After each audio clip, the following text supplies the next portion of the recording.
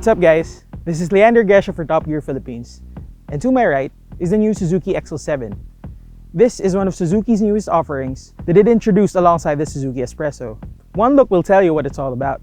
It's a sporty SUV that fits right in between the Vitara and the Ertiga. It's a 7-seater, but it's more stylish than the Ertiga. And clearly it has more room than the Vitara. It has a face that some might say has too much chrome or too much plastic trim, but I'd say it's growing on me, to be honest. On the sides, you get basically the same thing. Some good amount of black and gray plastic trims, some chrome. Those roof rails add a nice accent too. I would think those accents would look better on a white color though, but I digress. Now, out back.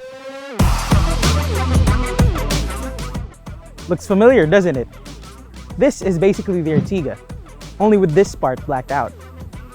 The rear bumper and those vertical reflectors add to the sporty appeal though. Now, let's hop on inside.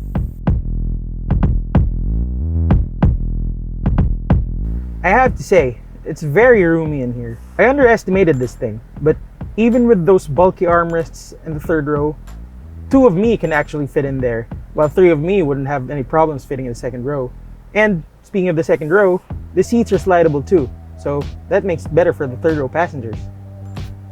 That said, there's still a lot of plastic here. The only leather you'll get are on the steering wheel, the gear shifter, the sliding armrest, and a bit on the seats.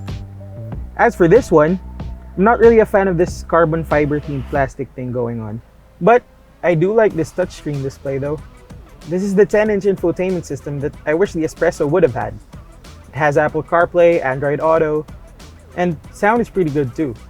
Right below this infotainment system are the AC controls. They're very ergonomic and pretty straightforward to use. And mind you, this air conditioning doesn't have any problems cooling this big cabin. So, let's take a drive. Under the hood of this thing is a 1.5-liter engine that generates 103 horsepower and 138 Nm of torque. This is mated to a 4-speed automatic transmission. It's more than capable, yeah, but I'd say it's pretty underpowered. That's just me. Steering is on the lighter side, while the ride is in the middle of firm and floaty. Some people like it that way, though I would have preferred a softer ride. The cabin is pretty quiet, so that's a plus for ride comfort. So, overall, the XL7 is a practical and stylish mini SUV. It enters a pretty stacked segment, but it comes in with a reasonable price point, a little over ₱1,000,000 pesos. This thing is built on the same formula that enables other new cars to do well in our market today.